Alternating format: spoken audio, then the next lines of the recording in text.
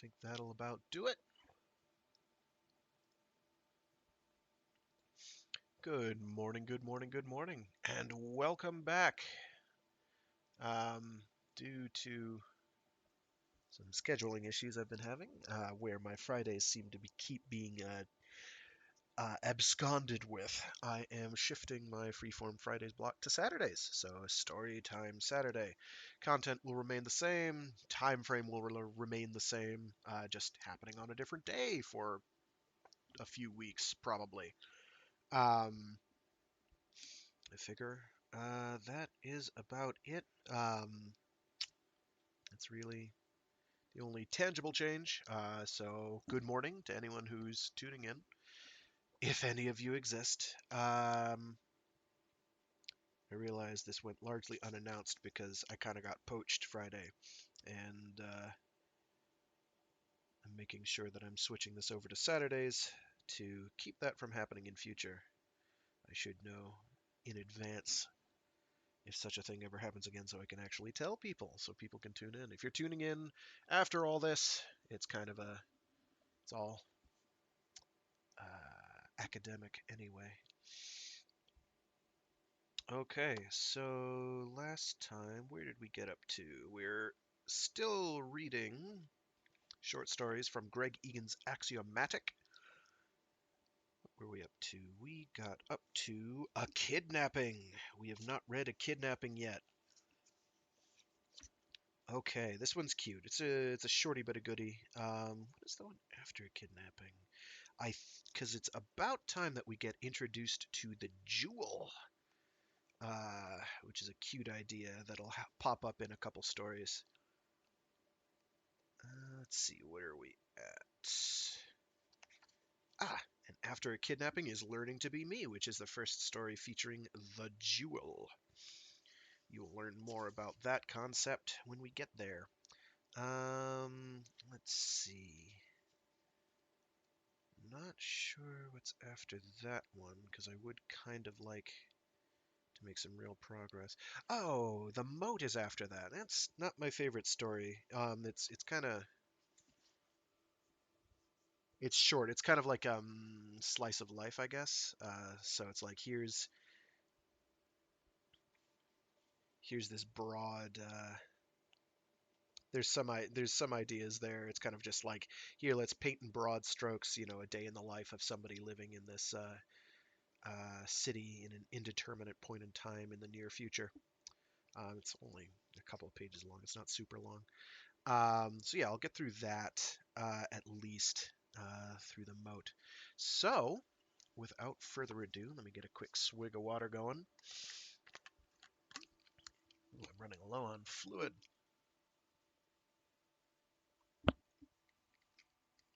I may have to interrupt after one of the stories and grab more, which is fine. We'll make that happen. Okay. Let me get a little comfortable here. All right.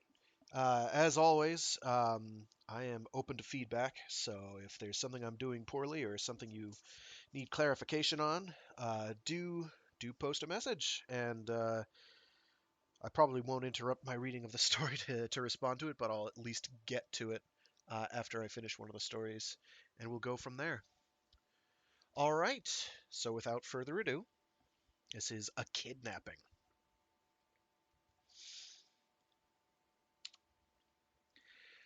A Kidnapping by Greg Egan. The office's elaborate software usually fielded my calls, but this one came through unannounced. The 7-meter wall screen opposite my desk abruptly ceased displaying the work I'd been viewing. Krizig's dazzling abstract animation, spectral density, and the face of a nondescript young man appeared in its place. I suspected at once that the face was a mask, a simulation. No single feature was implausible, or even unusual. Limp brown hair, pale blue eyes, thin nose, square jaw. But the face as a whole was too symmetrical, too unblemished, too devoid of character to be real. In the background, a pattern of brightly colored, faux ceramic hexagonal tiles drifted across the wallpaper. Desperately bland retro geometricism, no doubt intended to make the face look natural in comparison. I made these judgments in an instant, stretching all the way to the gallery's ceiling, 4 times my height. The image was open to merciless scrutiny. The young man said, "We have your wife. Transfer $500,000 into this account. If you don't want her to suffer." I couldn't help hearing it that way. The unnatural rhythm of the speech, the crisp enunciation of each word, made the whole thing sound like a terminally hip performance artist reading bad poetry. This piece is entitled Ransom Demand. As the mask spoke, a 16-digit account number flashed up across the bottom of the screen. I said, "Go screw yourself. This isn't funny." The mask vanished, and Lorraine appeared. Her hair was disheveled, her face was flustered, as if she'd just been in a struggle. But she wasn't distraught or hysterical. She was grimly in control. I stared at the screen. The room seemed to sway, and I felt sweat break out on my arms and chest, impossible rivulets forming in seconds. She said, "David, listen, I'm all right. They haven't hurt me, but—" Then the call cut off.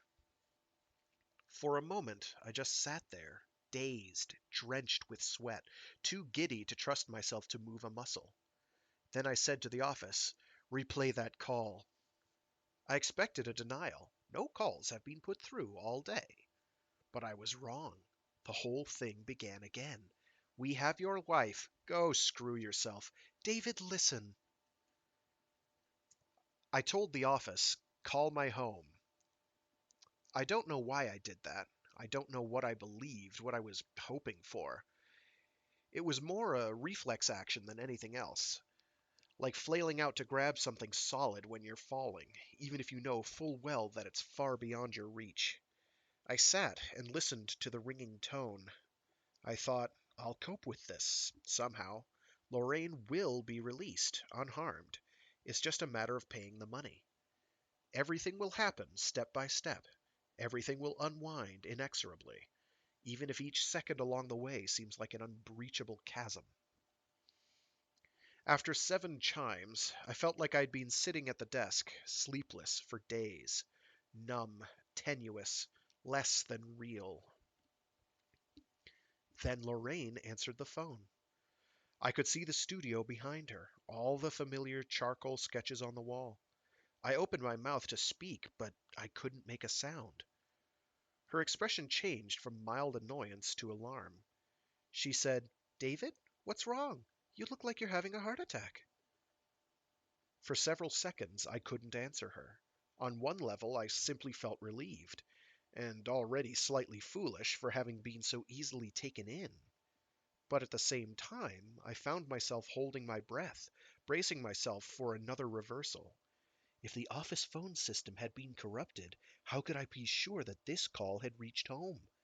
Why should I trust the sight of Lorraine safe in her studio, when the image of her in the kidnapper's hands had been every bit as convincing? At any moment the woman on the screen would drop the charade and begin reciting coolly, "We have your wife." It didn't happen, so I pulled myself together and told the real Lorraine what I'd seen.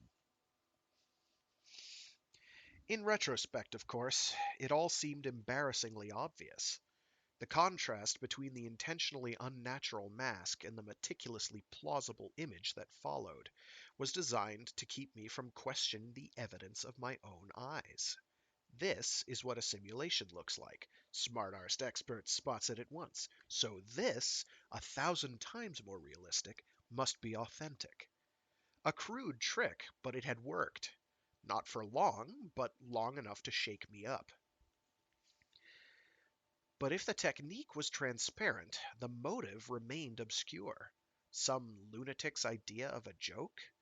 It seemed like a lot of trouble to go to, for no greater reward than the dubious thrill of making me sweat with fear for all of 60 seconds. As a genuine attempt at extortion, though, How could it ever have worked?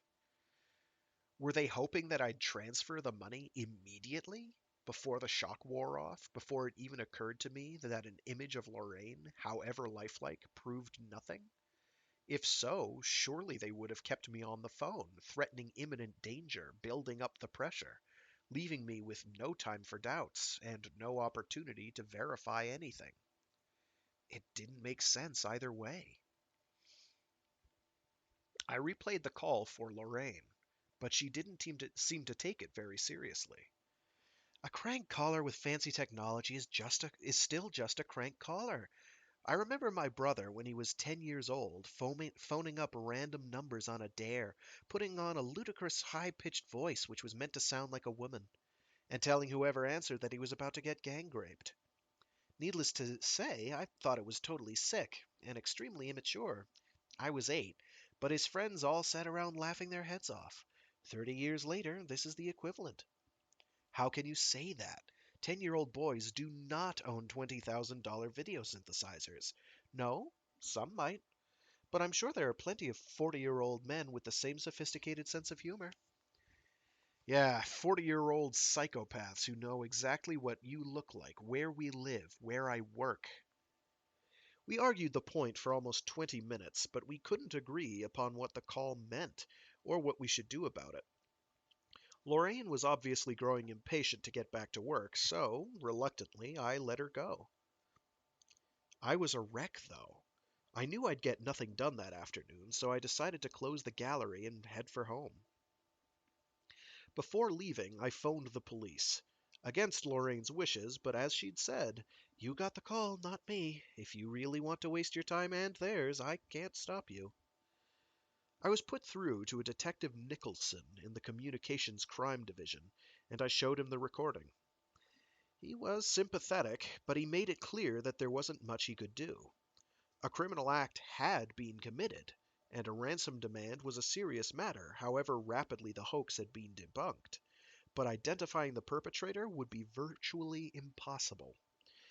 Even if the account number quoted actually belonged to the caller, it carried the prefix of an orbital bank, who'd certainly refuse to disclose the name of the owner. I could arrange to have the phone company attempt to trace any future calls, but if the signal was routed through an orbital nation, it most likely would be, the trail would stop there. An international agreement to veto exchanges of money and data with the satellites had been drafted a decade ago, but remained unratified. Apparently, few countries could afford to forego the advantages of being plugged into the quasi-legal orbital economy. Nicholson asked me for a list of prospective enemies, but I couldn't bring myself to name anyone. I'd had business disputes of various degrees of animosity over the years, mostly with disgruntled artists who'd taken their work elsewhere, but I couldn't honestly imagine any of the people involved wasting their energy on such a venomous, yet ultimately petty, act of revenge. He had one final question. "Has your wife ever been scanned?" I laughed. "Hardly. She loathes computers. Even if the cost came down 1,000-fold, she'd be the last person in the world to have it done." "I see. Well, we appreciate your cooperation. If there are any further incidents, don't hesitate to get in touch." As he hung up, I belatedly wished I'd asked him, what if she had been scanned? Why would that be a factor? Have hackers started breaking into people's scan files? That was a disturbing notion. But even if it were true, it had no bearing on the hoax call. No such convenient computerized description of Lorraine existed, so however the hoaxers had reconstructed her appearance, they'd obtained their data by other means entirely.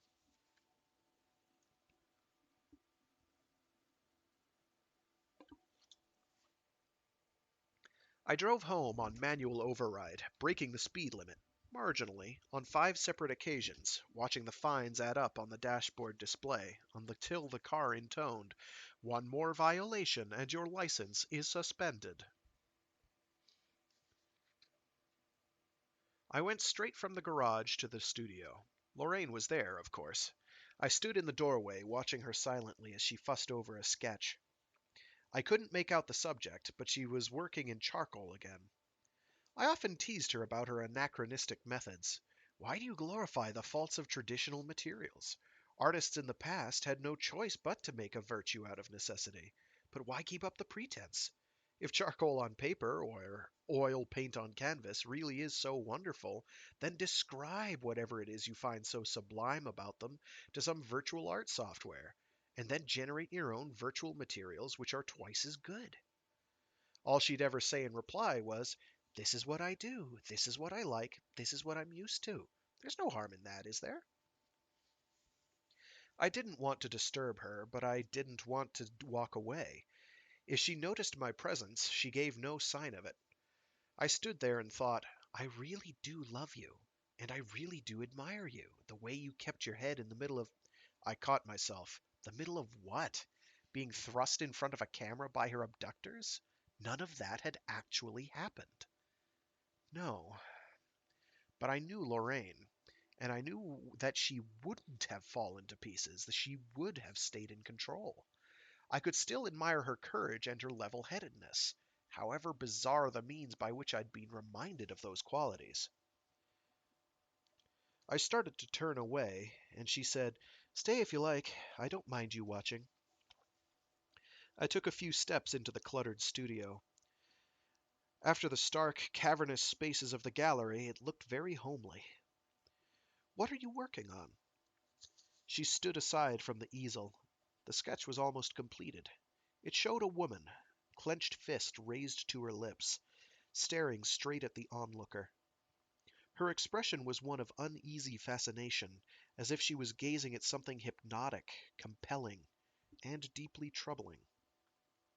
I frowned. "It's you, isn't it? A self-portrait?" It had taken me a while to spot the resemblance, and even then I wasn't sure. But Lorraine said, "Yes, it's me." "Am I allowed to ask what you're looking at?" She shrugged. "Hard to say. The work in progress? Maybe it's a portrait of the artist caught in the act of self-portraiture." "You should try working with a camera and a flat screen. You could program the stylization software to build up a composite image of yourself, while you watched the result and reacted to it." She shook her head, amused. "Why go to so much trouble? Why not just frame a mirror?" "A mirror? People want to see the artist revealed. They don't want to see themselves." I wandered over and kissed her, but she barely responded. I said, tenderly, "I'm glad you're safe." She laughed. "So am I. And don't worry, I wouldn't let anyone kidnap me now. I know you'd have a stroke before you had a chance to pay the ransom." I put a finger to her lips. "It's not funny. I was terrified. Don't you believe me? I didn't know what they might do. I thought they were going to torture you." "How? By voodoo?" She backed out of my embrace, then walked over to the workbench. The wall above was covered with her sketches. Failures, which she kept on show for salutary reasons. She picked up a paper knife from the bench and made two diagonal slashes in one of the drawings. An old self-portrait, one I'd liked very much.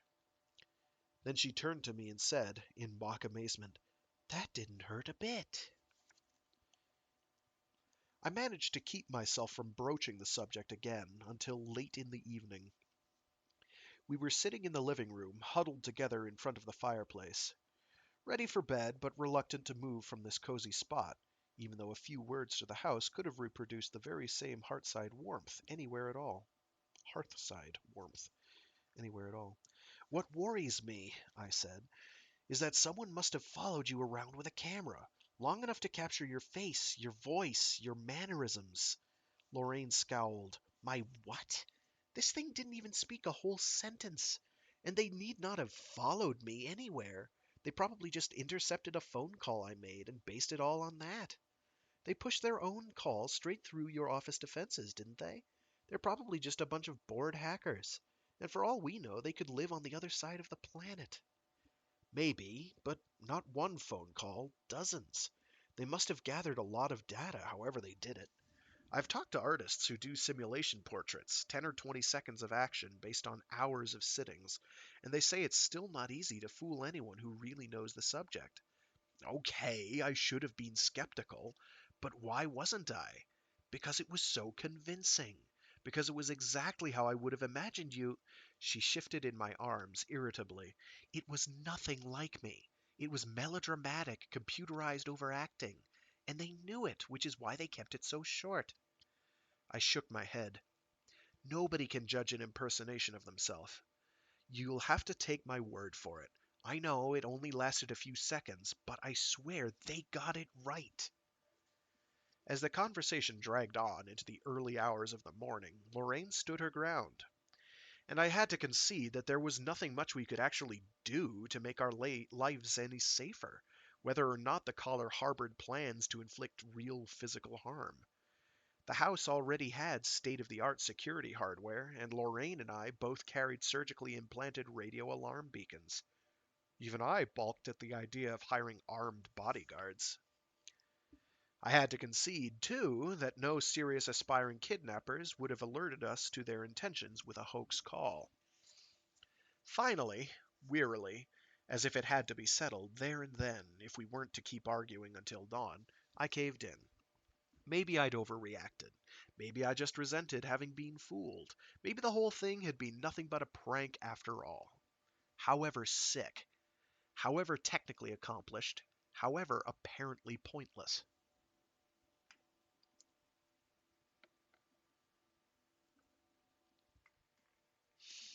When we slumped into bed, Lorraine fell asleep almost at once, but I lay awake for hours. The call itself finally stopped monopolizing my thoughts, but as soon as I'd put it out of my mind, another set of concerns came floating up to take its place. As I told the detective, Lorraine had never been scanned. I had, though. High-resolution imaging techniques had been used to generate a detailed map of my body down to the cellular level, a map which included, among other things, a description of every neuron in my brain, every synaptic connection. I had purchased a kind of immortality. Whatever happened to me, the most recent snapshot of my body could always be resurrected as a copy, an elaborate computer model embedded in a virtual reality. A model which, at the very least, would act and think like me. It would share all my memories, my beliefs, my goals, my desires. Currently, such models ran slower than real time. Their virtual environments were restrictive, and the telepresence robots meant to enable interaction with the physical world were a clumsy joke. But all of the technology was rapidly improving. My mother had already been resurrected in the supercomputer known as Coney Island. My father had died before the process had become available. Lorraine's parents were both still alive and unscanned. I'd been scanned twice, the last time 3 years before. I was long overdue for an update, but that would have meant facing up to the realities of my posthumous future all over again. Lorraine had never condemned me for my choice, and the prospect of my virtual resurrection didn't seem to bother her at all, but she'd made it clear that she wouldn't be joining me. The argument was so familiar that I could run through it all in my head without even waking her. Lorraine, I don't want to be imitated by a computer after I'm dead. What use would that be to me? David, don't knock imitation. Life consists of imitation. Every organ in your body is constantly being rebuilt in its own image. Every cell that divides is dying and replacing itself with imposters. Your body doesn't contain a single atom you were born with. So what gives you your identity? It's a pattern of information, not a physical thing. And if a computer started imitating your body instead of your body imitating itself, the only real difference would be that the computer would make fewer mistakes. Lorraine, if that's what you believe, fine, but it's not the way I see things. And I'm as frightened of death as anyone. But being scanned wouldn't make me feel any better. It wouldn't make me feel immortal. It wouldn't comfort me at all. So why should I do it? Give me one good reason. And I could never bring myself to say, not even then, in the safety of my imaginings, do it because I don't want to lose you. Do it for me.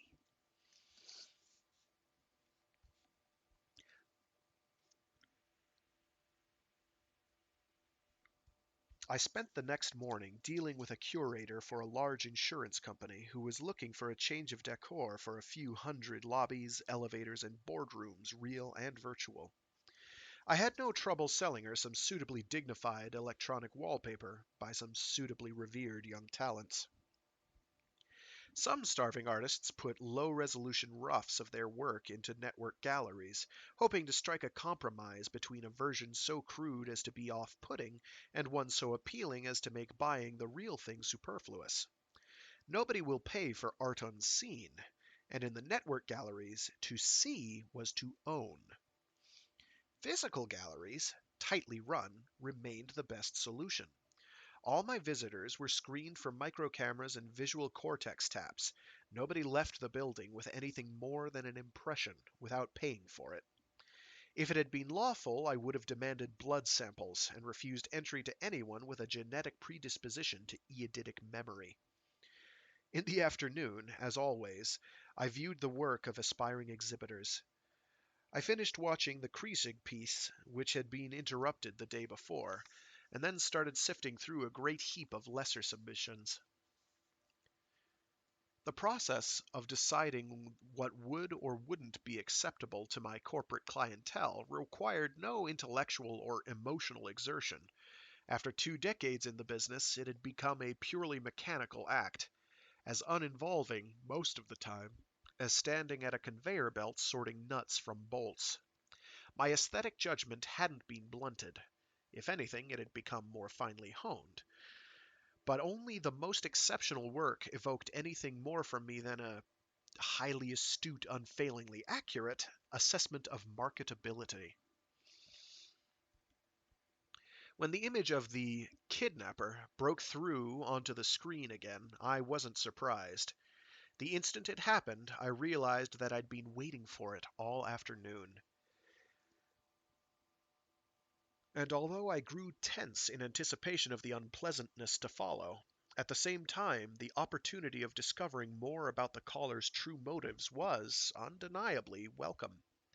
I couldn't be fooled again, so what did I have to fear? Knowing that Lorraine was safe, I could watch with a sense of detachment and try to extract some clue as to what was really going on. The mask said, "We have your wife. Transfer $500,000 into this account. If you don't want her to, suffer." The synthetic image of Lorraine reappeared. I laughed uneasily. What did these people expect me to believe? I surveyed the picture coolly. What I could see of the dingy room behind her badly needed repainting, another laborious touch of realism to contrast with the background for the other mask. This time, she didn't seem to have been struggling, and there were no signs that she had been physically ill-treated. It even looked like she had had a chance to wash. But there was an uncertainty in her expression, a hint of subdued panic on her face, which hadn't been there before. Lots of quotes, and I can't air quote them for people. I apologize. I'm doing my best to emphasize it. I don't know if that's coming across. Then she looked straight into the camera and said, "David, they won't let me see you, but I know you're there. And I know you must be doing all you can to get me out of this, but please hurry. Please pay them the money as soon as you can." My veneer of objectivity shattered. I knew it was just an elaborate piece of computer animation, but listening to it pleading with me this way was almost as distressing as the call I'd thought was real. It looked like Lorraine. It sounded like Lorraine. Every word and gesture rang true. I couldn't throw a switch inside my head and turn off all my responses to the sight of someone I loved begging for her life. I covered my face and shouted, "You sick fuck! Is this how you get off? Do you think I'm going to pay you to stop this? I'll just get the phone fixed so you can't break through. Then you can go back to running interactive snuff movies and fucking your own corpse." There was no reply, and when I looked at the screen again, the call was over. I waited until I'd stopped shaking, mostly with anger, and then I called Detective Nicholson for what it was worth. I gave him a copy of the call for his files. He thanked me. I told myself optimistically, with computer analysis of modus operandi, every piece of evidence helps. If the same caller goes on to do the same thing to other people, the information collected might eventually coalesce into some kind of incriminating profile. The psychopathic piece of shit might even get caught one day. Then I phoned the company which had supplied the office software and explained what had been going on, leaving out details of the subject matter of the nuisance calls. Their troubleshooter asked me to authorize a diagnostic link. I did so. She vanished for a minute or two. I thought, it will be something simple and easily fixed, some trivial mistake in the security setup. The woman came on screen again, looking wary. The software all seems fine. There's no evidence of tampering, and no evidence of unauthorized access. How long since you changed the breakthrough password? Ah, I haven't changed anything since the system was installed. So it's been the same for the last 5 years? That's not good practice. I nodded repentantly, but said, I don't see how anyone could have discovered it, even if they tried a few thousand random words. You wouldn't have been notified on the fourth wrong guess. And there's a voice print check. Passwords are usually stolen by eavesdropping. Well, the only other person who knows it is my wife, and I don't think she's ever even used it. There are 2 authorized voice prints on file. Whose is the other one? Mine, in case I had to call the office management system from home. I've never done that, though, so I doubt the password has been spoken out loud since the day we installed the software. Well, there's a log of both breakthrough calls. That's no help. I record all my calls. Already given copies to the police. No, I'm talking about something else. For security reasons, the initial part of the call, when the password is actually spoken, is stored separately in encrypted form. If you want to review it, I'll tell you how, but you'll have to speak the password yourself to authorize the decoding. She explained the procedure, then went offline. She didn't look happy at all. Of course, she didn't know that the caller had been imitating Lorraine. She probably thought I was about to discover that the threatening calls were coming from my wife. She was wrong, of course, but so was I. 5 years is a long time to remember anything so trivial. I had to make 3 guesses before I got the password right. I steeled myself for one more glimpse of the fake Lorraine, but the screen remained dark, and the voice that said Benvenuto was my own.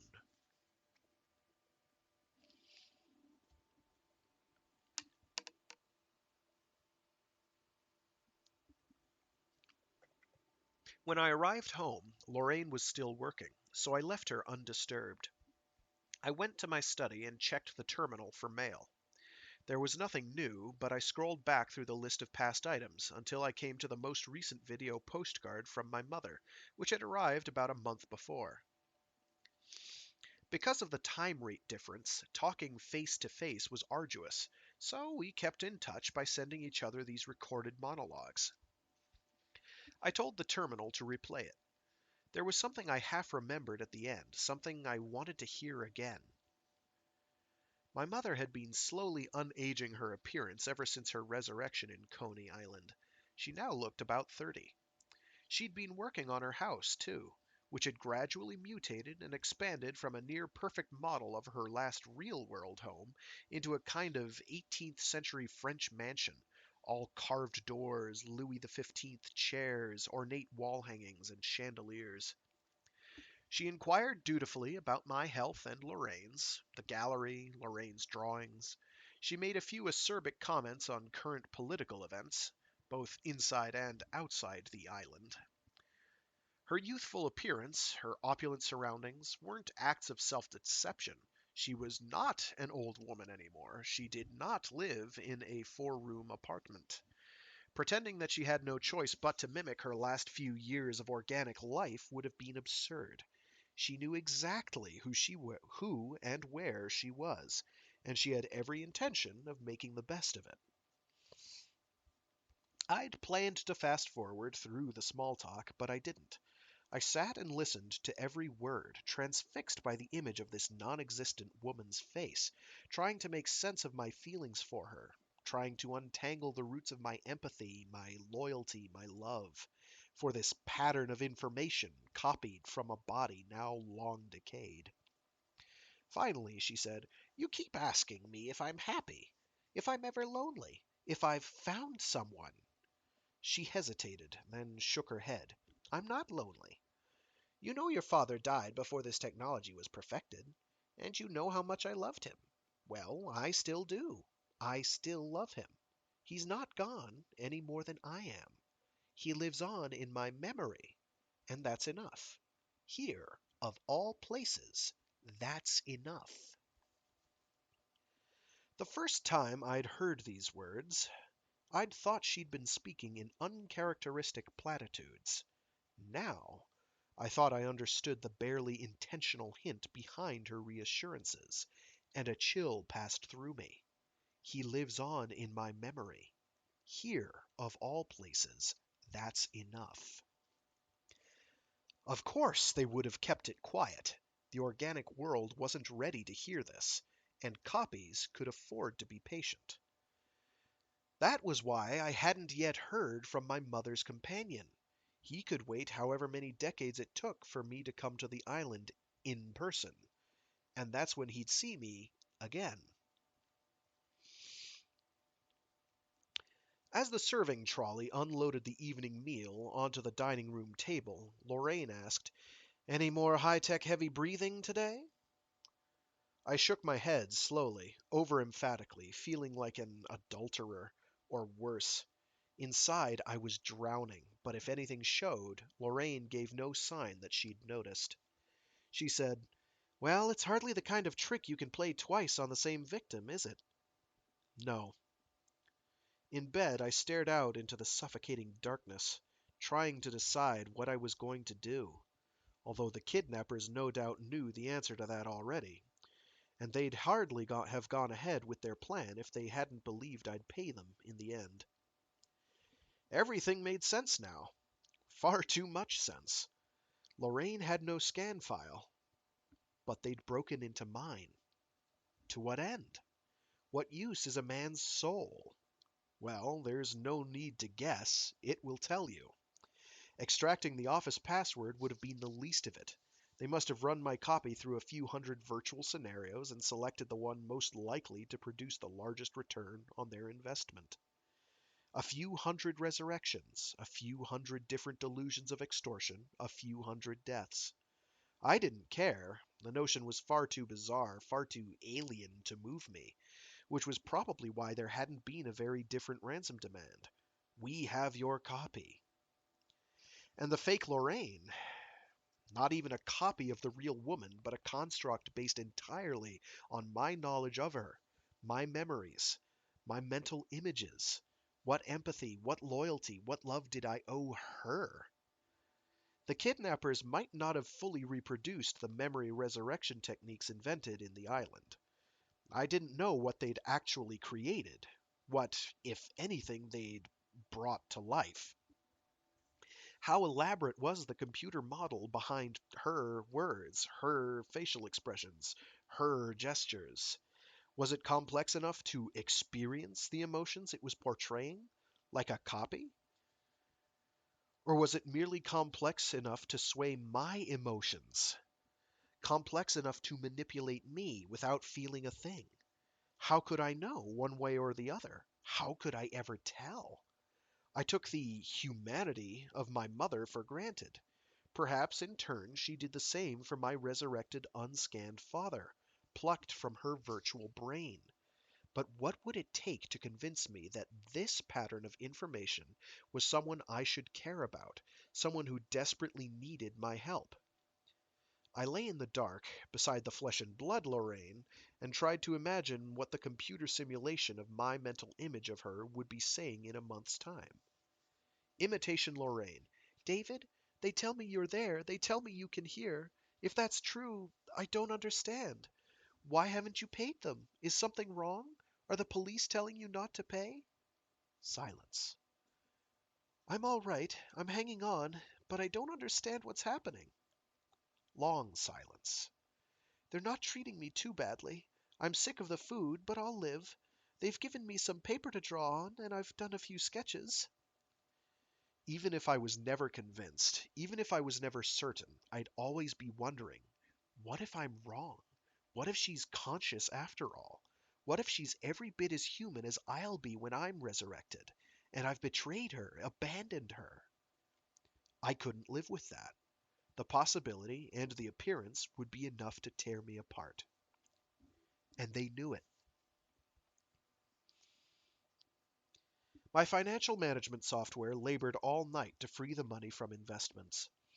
At 9 o'clock the next morning, I transferred $500,000 into the specified account and then sat in my office waiting to see what would happen. I considered changing the breakthrough password back to the old Benvenuto, but then decided that if they really had my scan file at their disposal, they'd have no trouble deducing my new choice. At 10 past 9, the kidnapper's mask appeared on the giant screen and said bluntly, without poetic pretensions, "The same again in 2 years' time." I nodded. Yes, I could raise it by then, without Lorraine knowing. Just. So long as you keep paying, we'll keep her frozen. No time, no experience, no distress. Thank you. I hesitated, then forced myself to speak. But in the end, when I'm... What? When I'm resurrected, you'll let her join me?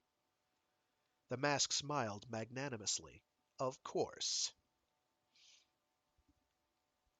I don't know how I'll begin to explain everything to the imitation Lorraine, or what she'll do when she learns her true nature. Resurrection in the island may be her idea of hell, but what choice did I have? Leaving her to rot for as long as the kidnappers believed her suffering might still move me? Or buying her freedom, and then never running her again? When we're together in the island, she can come to her own conclusions, make her own decisions. For now, all I can do is gaze up at the sky and hope that she really is safe in her unthinking stasis. For now, I have a life to live with the flesh and blood Lorraine. I have to tell her the truth, of course, and I run through the whole conversation, beside her in the dark, night after night. David, how could I not care about her? How could I let her suffer? How could I abandon someone who was, literally, built out of all my reasons for loving you? Lorraine, an imitation of an imitation? There was no one suffering, no one waiting to be saved, no one to be rescued or abandoned. David, am I no one? Are you no one? Because that's all we can ever have of each other, an imitation, a copy. All we can ever know about are the portraits of each other inside our own skulls. Lorraine, is that all you think I am? An idea in your head? David, no, but if it's all I have, then it's all I can honestly love. Don't you see that? And miraculously she does. She finally understands. Night after night. I close my eyes and fall asleep, relieved. And that was A Kidnapping by Greg Egan.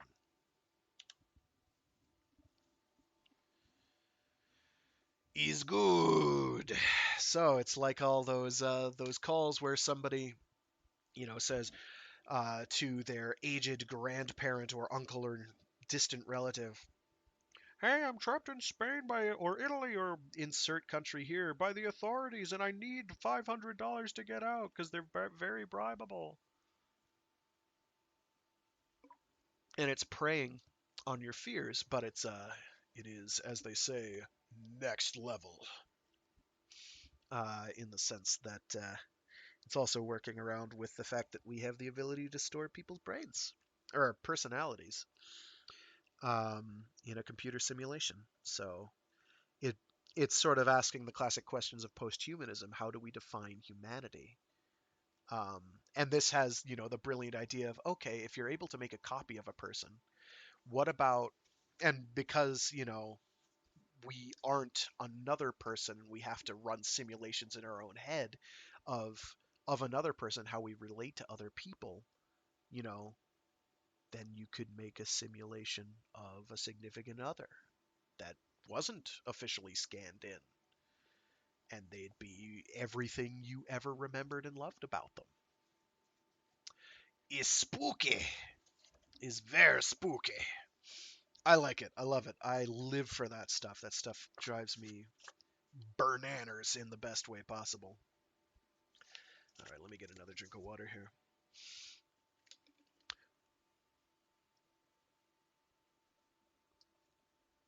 This next story is, in its own way, tangentially related,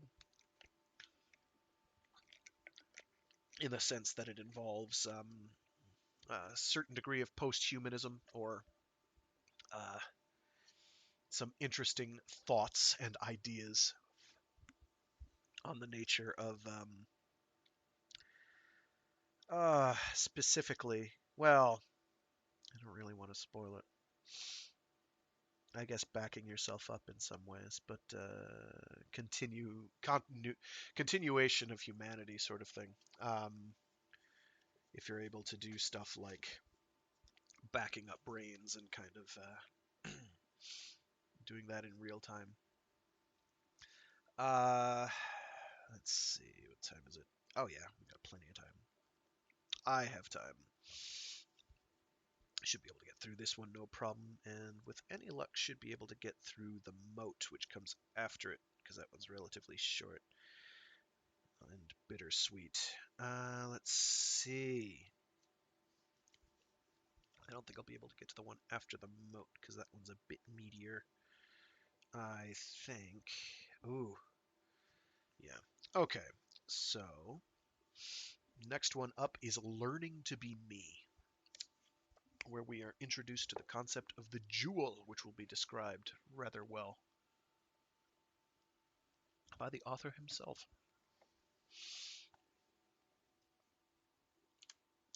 Learning to be Me by Greg Egan. I was 6 years old when my parents told me that there was a small dark jewel in my skull, learning to be me. Microscopic spiders had woven a fine golden web through my brain so that the jewel's teacher could listen to the whisper of my thoughts. The jewel itself eavesdropped on my senses and read the chemical messages carried in my bloodstream. It saw, heard, smelled, tasted, and felt the world exactly as I did, while the teacher monitored its thoughts and compared them with my own. Whenever the jewel's thoughts were wrong, the teacher, faster than thought, rebuilt the jewel slightly, altering it this way and that, seeking out the changes that would make its thoughts correct. Why? So that when I could no longer be me, the jewel could do it for me. I thought, if hearing that makes me feel strange and giddy, how must it make the jewel feel? Exactly the same, I reasoned. It doesn't know it's the jewel, and it too wonders how the jewel must feel, for it too reasons. Exactly the same. It doesn't know it's the jewel, and it too wonders how the jewel must feel. And it too wonders, I knew because I wondered, it too wonders whether it's the real me, or whether, in fact, it's only the jewel that's learning to be me. As a scornful 12-year-old, I would have mocked such childish concerns. Everybody had the jewel, save the members of obscure religious sects, and dwelling upon the strangeness of it struck me as unbearably pretentious.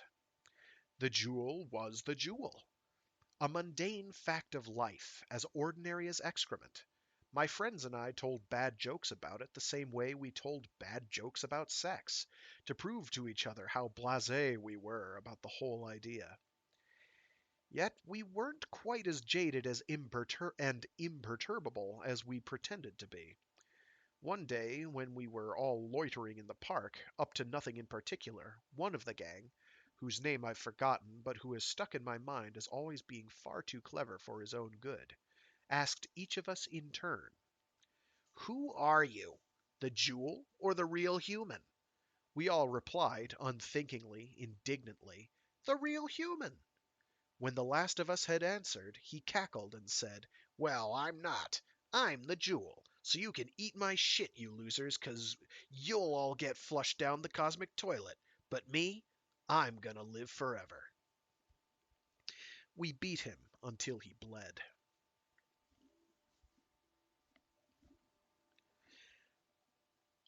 By the time I was 14, despite, or perhaps because of, the fact that the jewel was scarcely mentioned in my teaching machine's dull curriculum, I'd given the question a great deal more thought. The pedantically correct answer when asked, "Are you the jewel or the human?" had to be the human, because only the human brain was physically able to reply. The jewel received input from the senses but had no control over the body, and its intended reply coincided with what was actually said only because the device was a perfect imitation of the brain. To tell the outside world, "I am the jewel," with speech, with writing, or with any other method involving the body, was patently false, although to think it to oneself was not ruled out by this line of reasoning. However, in a broader sense, I decided that the question was simply misguided. So long as the jewel and the human brain shared the same sensory input, and so long as the teacher kept their thoughts in perfect step, there was only one person, one identity, one consciousness. This one person merely happened to have the highly desirable property that if either the jewel or the human brain were to be destroyed, he or she would survive unimpaired. People had always had two lungs and two kidneys, and for almost a century many had lived with two hearts. This was the same, a matter of redundancy, a matter of robustness, nothing more. That was the year that my parents decided I was mature enough to be told that they had both undergone the switch, 3 years before. I pretended to take the news calmly, but I hated them passionately for not having told me at the time. They had disguised their stay in hospital with lies about a business trip overseas. For 3 years I had been living with jewel heads, and they hadn't even told me. It was exactly what I would have expected of them. We didn't seem any different to you, did we?" asked my mother. "No," I said, truthfully, but burning with resentment nonetheless. "That's why we didn't tell you," said my father. "If you'd known we'd switched, at the time you might have imagined that we'd changed in some way. By waiting until now to tell you, we've made it easier for you to convince yourself that we're still the same people we've always been." He put an arm around me and squeezed. I almost screamed out, "Don't touch me!" But I remembered in time that I'd convinced myself that the jewel was no big deal. I should have guessed that they'd done it, long before they confessed. After all, I'd known for years that most people underwent the switch in their early 30s. By then, it's downhill for the organic brain, and it would be foolish to have the jewel mimic this decline. So, the nervous system is rewired. The reins of the body are handed over to the jewel, and the teacher is deactivated. For a week, the outward bound impulses from the brain are compared with those from the jewel, but by this time the jewel is a perfect copy, and no differences are ever detected. The brain is removed, discarded, and replaced with a spongy, tissue-cultured object, brain-shaped down to the level of the finest capillaries, but no more capable of thought than a lung or a kidney. This mock brain removes exactly as much oxygen and glucose from the blood as the real thing, and faithfully performs a number of crude, essential biochemical functions. In time, like all flesh, it will perish and need to be replaced. The jewel, however, is immortal. Short of being dropped into a nuclear fireball, it will endure for 1 billion years. My parents were machines. My parents were gods. It was nothing special. I hated them.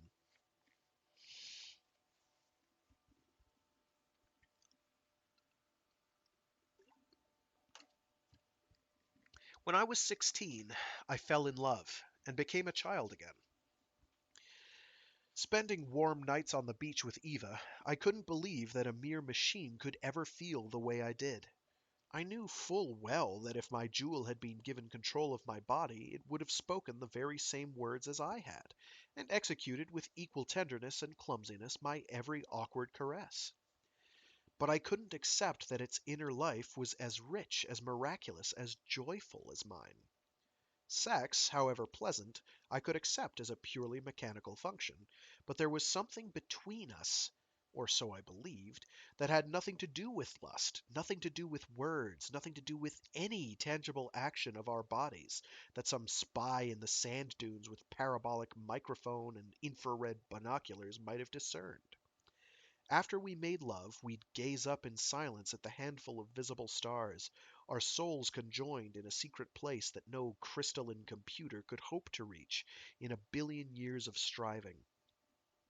If I'd said that to my sensible, smutty 12-year-old self, he would have laughed until he hemorrhaged. I knew by then that the Jewel's teacher didn't monitor every single neuron in the brain. That would have been impractical, both in terms of handling the data and because of the sheer physical intrusion into the tissue. Someone or other's theorem said that sampling certain critical neurons was almost as good as sampling the lot, and, given some very reasonable assumptions that nobody could disprove, bounds on the errors involved could be established with mathematical rigor. At first, I declared that within these errors, however small, lay the difference between brain and jewel, between human and machine, between love and its imitation. Eva, however, soon pointed out that it was absurd to make a radical qualitative distinction on the basis of the sampling density. If the next model teacher sampled more neurons and halved the error rate, would its jewel then be halfway between human and machine? In theory, and eventually in practice, the error rate could be made smaller than any number I cared to name. Did I really believe that a discrepancy of 1 in a billion made any difference at all, when every human being was permanently losing thousands of neurons every day by natural attrition? She was right, of course, but I soon found another, more plausible defense for my position. Living neurons, I argued, had far more internal structure than the crude optical switches that served the same function in the Joule's so-called neural net. That neurons fired or did not fire reflected only one level of their behavior. Who knew what the subtleties of biochemistry, the quantum mechanics of the specific organic molecules involved, contributed to the nature of human consciousness? Copying the abstract neural topology wasn't enough. Sure, the Joule could pass the fatuous Turing test. No outside observer could tell it from a human. But that didn't prove that being a Joule felt the same as being human. Eva asked, "Does that mean you'll never switch? You'll have your Joule removed? You'll let yourself die when your brain starts to rot?" "Maybe," I said. "Better to die at 90 or 100 than kill myself at 30 and have some machine marching around taking my place pretending to be me." "How do you know I haven't switched?" she asked provocatively. "How do you know that I'm not just pretending to be me?" "I know you haven't switched," I said smugly. "I just know." "How?" "I'd look the same. I'd talk the same. I'd act the same in every way. People are switching younger these days. So how do you know I haven't?" I turned onto my side toward her and gazed into her eyes. Telepathy. Magic. The communion of souls. My 12-year-old self started snickering, but by then I knew exactly how to drive him away.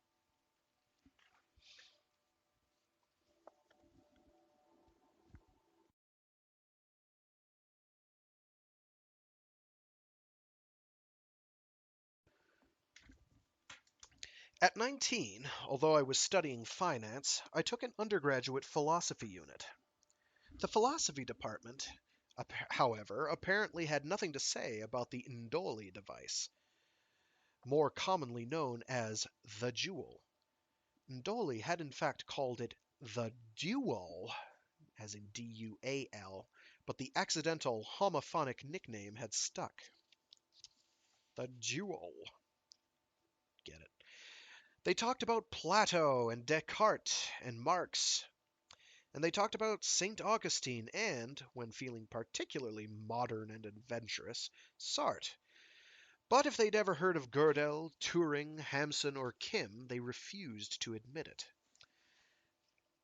Out of sheer frustration, in an essay on Descartes, I suggested that the notion of human consciousness as software that could be implemented equally well on an organic brain or an optical crystal was in fact a throwback to Cartesian dualism.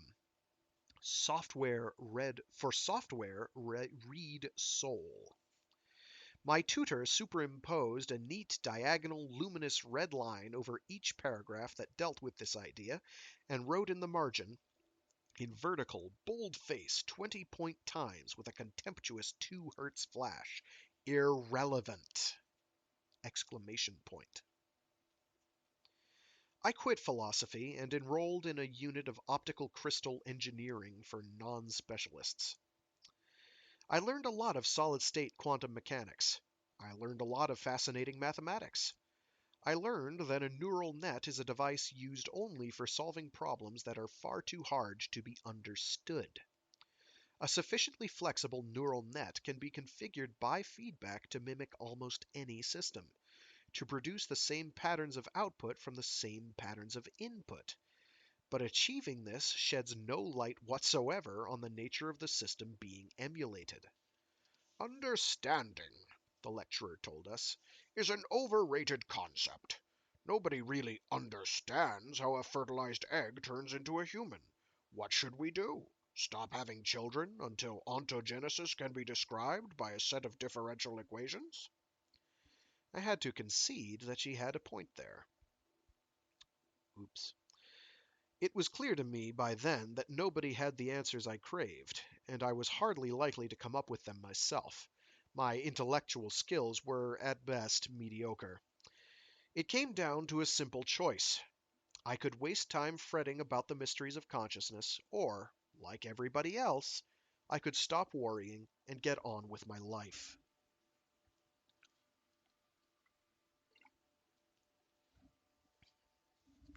When I married Daphne at 23, Eva was a distant memory, and so was any thought of the communion of souls. Daphne was 31, an executive in the merchant bank that had hired me during my PhD, and everyone agreed that the marriage would benefit my career. What she got out of it, I was never quite sure. Maybe she actually liked me. We had an agreeable sex life, and we comforted each other when we were down, the way any kind-hearted person would comfort an animal in distress. Daphne hadn't switched. She put it off month after month, inventing ever more ludicrous excuses, and I teased her as if I'd never had reservations of my own. "I'm afraid," she confessed one night. "What if I die when it happens? What if all that's left is a robot, a puppet, a thing? I don't want to die."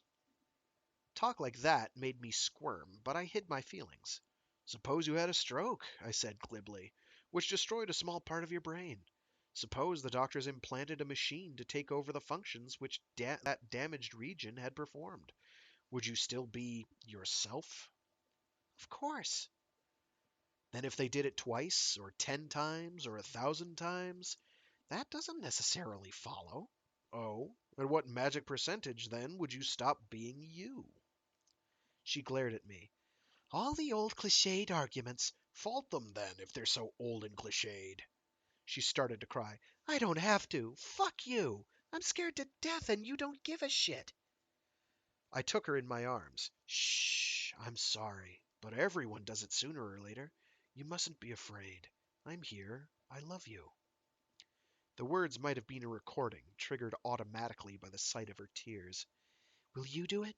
With me?" I went cold. "What?" "Have the operation on the same day. Switch when I switch." Lots of couples did that, like my parents. Sometimes, no doubt, it was a matter of love, commitment, sharing. Other times, I'm sure, it was more a matter of neither partner wishing to be an unswitched person living with a jewel head. I was silent for a while. Then I said, "Sure." In the months that followed, all of Daphne's fears, which I'd mocked as childish and superstitious, rapidly began to make perfect sense, and my own rational arguments came to sound abstract and hollow. I backed out at the last minute. I refused the anesthetic and fled the hospital. Daphne went ahead, not knowing I had abandoned her. I never saw her again. I couldn't face her. I quit my job and left town for a year, sickened by my cowardice and betrayal, but at the same time euphoric that I had escaped. She brought a suit against me, but then dropped it a few days later, and agreed, through her lawyers, to an uncomplicated divorce. Before the divorce came through, she sent me a brief letter. "There was nothing to fear after all. I'm exactly the person I've always been. Putting it off was insane. Now that I've taken the leap of faith, I couldn't be more at ease. Your loving robot wife, Daphne." By the time I was 28, almost everyone I knew had switched. All my friends from university had done it. Colleagues at my new job, as young as 21, had done it. Eva, I heard through a friend of a friend, had done it 6 years before. The longer I delayed, the harder the decision became. I could talk to 1,000 people who had switched. I could grill my closest friends for hours about their childhood memories and their most private thoughts, but however compelling their words, I knew that the Indoli device had spent decades buried in their heads, learning to fake exactly this kind of behavior. Of course, I always acknowledged that it was equally impossible to be certain that even another unswitched person had an inner life in any way the same as my own. But it didn't seem unreasonable to be more inclined to give the benefit of the doubt to people whose skulls hadn't yet been scraped out with a curette. I drifted apart from my friends. I stopped searching for a lover. I took to working at home. I put in longer hours and my productivity rose, so the company didn't mind at all. I couldn't bear to be with people whose humanity I doubted. I wasn't by any means unique. Once I started looking, I found dozens of organizations exclusively for people who hadn't switched, ranging from a social club that might as easily have been for divorcees to a paranoid paramilitary resistance front who thought that they were living out Invasion of the Body Snatchers. Even the members of the social club, though, struck me as extremely maladjusted. Many of them shared my concerns almost precisely, but my own ideas from other lips sounded obsessive and ill conceived. I was briefly involved with an unswitched woman in her early 40s, but all we ever talked about was our fear of switching. It was masochistic. It was suffocating. It was insane. I decided to seek psychiatric help, but I couldn't bring myself to see a therapist who had switched. When I finally found one who hadn't, she tried to talk me into helping her blow up a power station to let them know who was boss. I'd lie awake for hours every night, trying to convince myself one way or the other, but the longer I dwelt upon the issues, the more tenuous and elusive they became. Who was I, anyway? What did it mean that I was still alive when my personality was utterly different from that of 2 decades before? My earlier selves were as good as dead. I remembered them no more clearly than I remembered contemporary acquaintances. Yet this loss caused me only the slightest discomfort. Maybe the destruction of my organic brain would be the merest hiccup compared to all the changes that I'd been through in my life so far. Or maybe not. Maybe it would be exactly like dying. Sometimes I'd end up weeping and trembling, terrified and desperately lonely, unable to comprehend, and yet unable to cease contemplating the dizzying prospect of my own non existence. At other times, I'd simply grow healthily sick of the whole tedious subject. Sometimes I felt certain that the nature of the jewel's inner life was the most important question humanity could ever confront. At other times, my qualms seemed fey and laughable.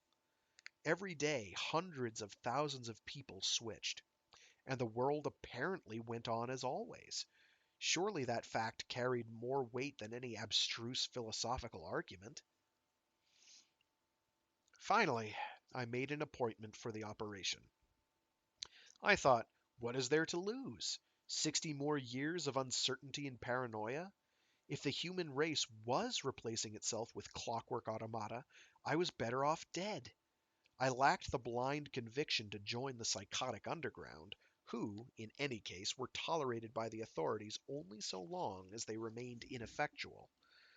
On the other hand, if all my fears were unfounded, if my sense of identity could survive the switch as easily as it had already survived such traumas as sleeping and waking, the constant death of brain cells, growth, experience, learning, and forgetting, then I would gain not only eternal life, but an end to my doubts and my alienation.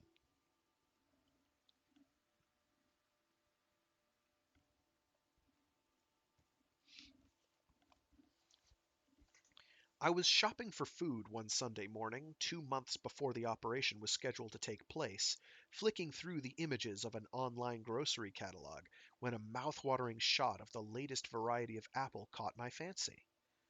I decided to order half a dozen. I didn't, though.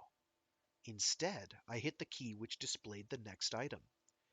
My mistake, I knew, was easily remedied. A single keystroke could take me back to the apples. The screen showed pears, oranges, grapefruit. I tried to look down to see what my clumsy fingers were up to, but my eyes remained fixed on the screen. I panicked. I wanted to leap to my feet, but my legs would not obey me. I tried to call out, but I couldn't make a sound. I didn't feel injured. I didn't feel weak. Was I paralyzed? Brain damaged? I could still feel my fingers on the keypad, the soles of my feet on the carpet, my back against the chair. I watched myself order pineapples. I felt myself rise, stretch, and walk calmly from the room. In the kitchen, I drank a glass of water. I should have been trembling, choking, breathless. The cool liquid flowed smoothly down my throat, and I didn't spill a drop. I could only think of one explanation. I had switched. Spontaneously. The jewel had taken over, while my brain was still alive. All my wildest paranoid fears had come true. While my body went ahead with an ordinary Sunday morning, I was lost in a claustrophobic delirium of helplessness. The fact that everything I did was exactly what I had planned to do gave me no comfort. I caught a train to the beach, I swam for half an hour. I might as well have been running amok with an axe, or crawling naked down the street, painted with my own excrement and howling like a wolf. I'd lost control. My body had turned into a living straitjacket, and I couldn't struggle, I couldn't scream, I couldn't even close my eyes. I saw my reflection faintly in a window on the train, and I couldn't begin to guess what the mind that ruled that bland, tranquil face was thinking. Swimming was like some sense-enhanced holographic nightmare. I was a volitionless object, and the perfect familiarity of the signals from my body only made the experience more horribly wrong. My arms had no right to the lazy rhythm of their strokes. I wanted to thrash about like a drowning man. I wanted to show the world my distress. It was only when I lay down on the beach and closed my eyes that I began to think rationally about my situation. The switch couldn't happen spontaneously. The idea was absurd.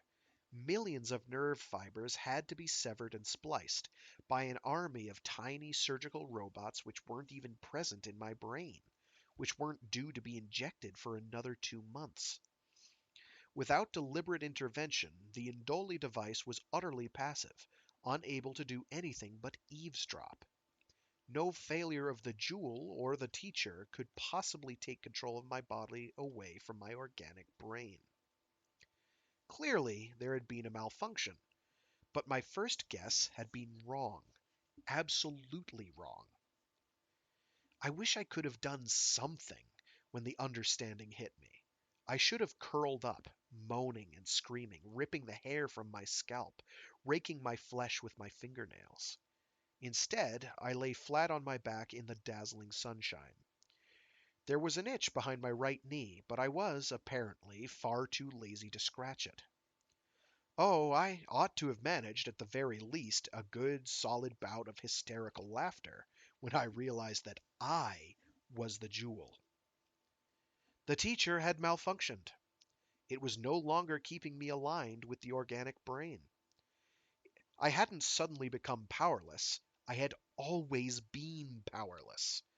My will to act upon my body, upon the world, had always gone straight into a vacuum, and it was only because I had been ceaselessly manipulated, corrected by the teacher, that my desires had ever coincided with the actions that seemed to be mine.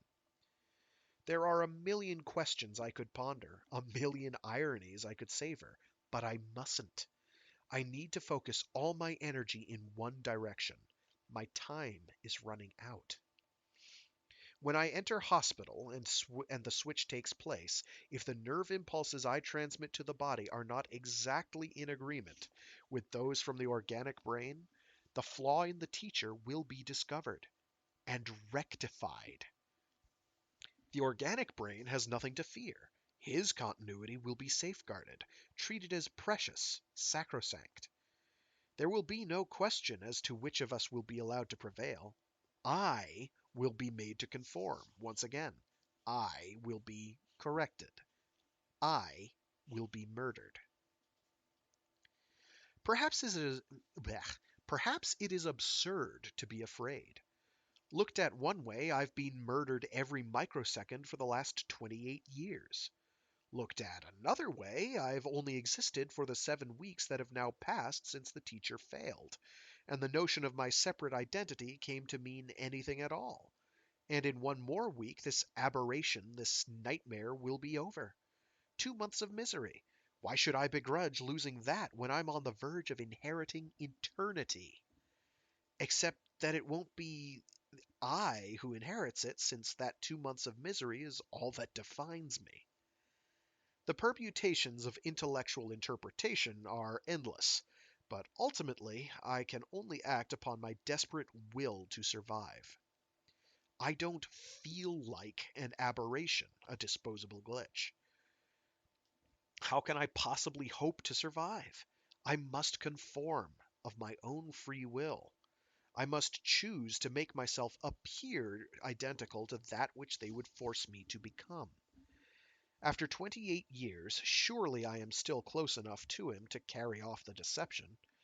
If I study every clue that reaches me through our shared senses, surely I can put myself in his place, forget, temporarily, the revelation of my separateness, and force myself back into sync. It won't be easy. He met a woman on the beach the day I came into being. Her name is Kathy. They've slept together 3 times, and he thinks he loves her. Or at least he's said it to her face. He's whispered it to her while she slept. He's written it, true or false, into his diary. I feel nothing for her. She's a nice enough person, I'm sure, but I hardly know her. Preoccupied with my plight, I've paid scant attention to her conversation, and the act of sex was, for me, little more than a distasteful piece of involuntary voyeurism. Since I realized what was at stake, I've tried to succumb to the same emotions as my alter ego, but how can I love her when communication between us is impossible, when she doesn't even know I exist? If she rules his thoughts night and day, but is nothing but a dangerous obstacle to me, how can I hope to achieve the flawless imitation that will enable me to escape death? He's sleeping now, so I must sleep. I listen to his heartbeat, his slow breathing, and try to achieve a tranquility consonant with these rhythms. For a moment I am discouraged. Even my dreams will be different. Our divergence is ineradicable. My goal is laughable, ludicrous, pathetic. Every nerve impulse for a week? My fear of detection and my attempts to conceal it will, unavoidably, distort my responses. This knot of lies and panic will be impossible to hide. Yet, as I drift toward sleep, I find myself believing that I will succeed. I must. I dream for a while, a confusion of images, both strange and mundane, ending with a grain of salt passing through the eye of a needle. Then I tumble, without fear, into dreamless oblivion. I stare up at the ceiling, giddy and confused, trying to rid myself of the nagging conviction that there's something I must not think about. Then I clench my fist gingerly, rejoice at this miracle, and remember. Up until the last minute, I thought he was going to back out again. But he didn't. Kathy talked him through his fears. Kathy, after all, has switched, and he loves her more than he's loved anyone before. So our roles are reversed now. This body is his straitjacket now. I am drenched in sweat. This is hopeless, impossible. I can't read his mind. I can't guess what he's trying to do. Should I move, lie still, call out, keep silent? Even if the computer monitoring us is programmed to ignore a few trivial discrepancies, as soon as he notices that his body won't carry out his will, he'll panic just as I did, and I'll have no chance at all of making the right guesses. Would he be sweating now? Would his breathing be constricted like this? No. I've been awake for just 30 seconds, and already I have betrayed myself. An optical fiber cable trails from under my right ear to a panel on the wall. Somewhere, alarm bells must be sounding. If I made a run for it, what would they do? Use force? I'm a citizen, aren't I? Jewelheads have had full legal rights for decades. The surgeons and engineers can't do anything to me without my consent. I try to recall the clauses on the waiver he signed, but he hardly gave it a second glance. I tug at the cable that holds me prisoner, but it's firmly anchored at both ends.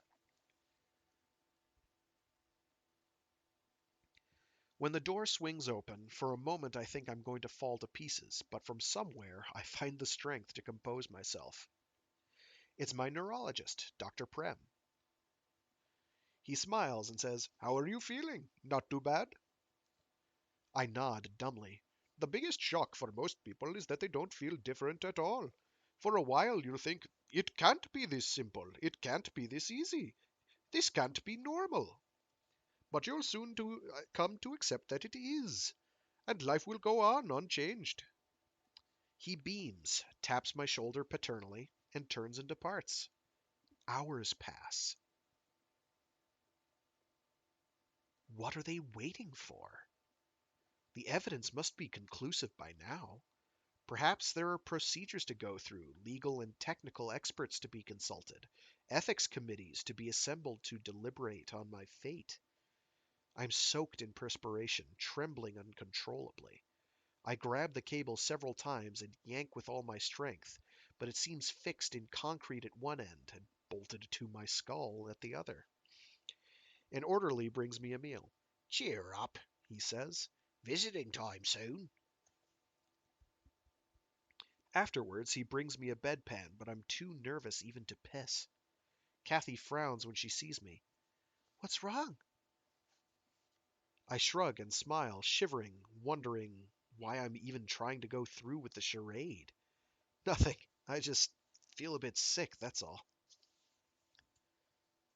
She takes my hand, then bends and kisses me on the lips. In spite of everything, I find myself instantly aroused. Still leaning over me, she smiles and says, "It's over now, okay? There's nothing left to be afraid of. You're a little shook up, but you know in your heart you're still who you've always been. And I love you." I nod. We make small talk. She leaves. I whisper to myself, hysterically, "I'm still who I've always been. I'm still who I've always been." Yesterday, they scraped my skull clean and inserted my new, non-sentient, space-filling mock brain. I feel calmer now than I have for a long time, and I think at last I've pieced together an explanation for my survival. Why do they deactivate the teacher for the week between the switch and the destruction of the brain? Well, they can hardly keep it running while the brain is being trashed. But why an entire week? To reassure people that the jewel, unsupervised, can still stay in sync? To persuade them that the life the jewel is going to live will be exactly the same? That life blech, will be exactly the life that the organic brain would have lived, whatever that could mean? Why then only for a week? Why not a month or a year? Because the jewel cannot stay in sync for that long. Not because of any flaw, but for precisely the reason that it makes it worth using in the first place. The jewel is immortal. The brain is decaying. The jewel's imitation of the brain leaves out, deliberately, the fact that real neurons die. Without the teacher working to contrive, in effect, an identical deterioration of the jewel, small discrepancies must eventually arise.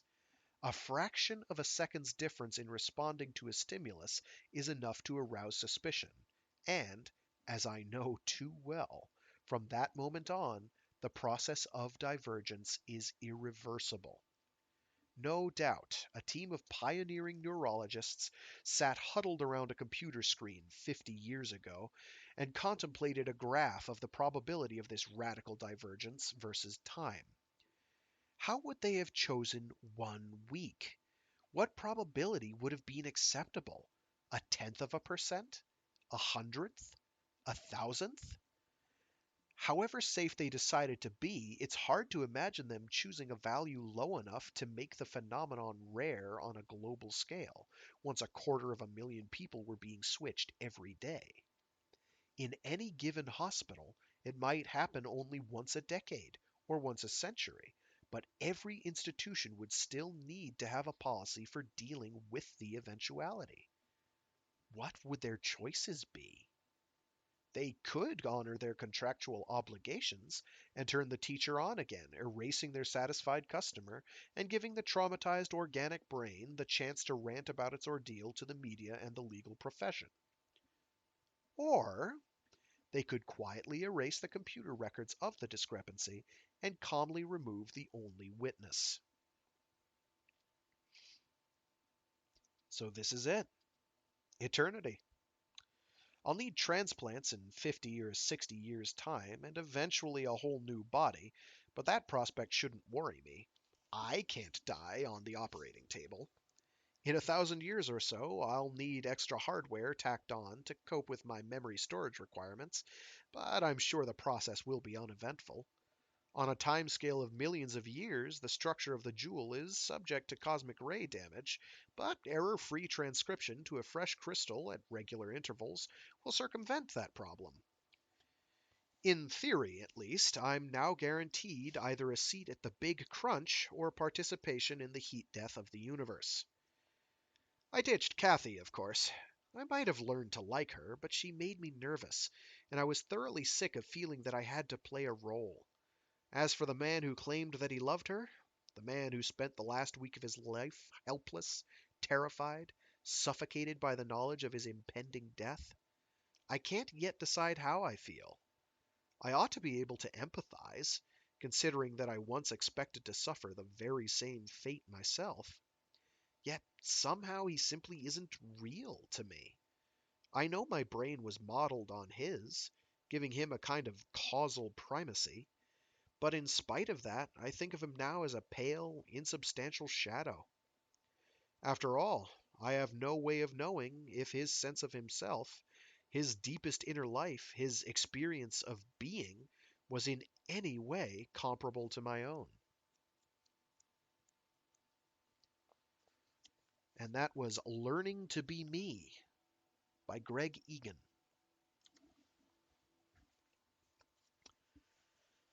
Hooah! So, very Twilight Zonian. Um, Dealing with the issue of, hey, if we were to upload our brains onto hardware, um, and use it, for permanence, and it's still in our brain,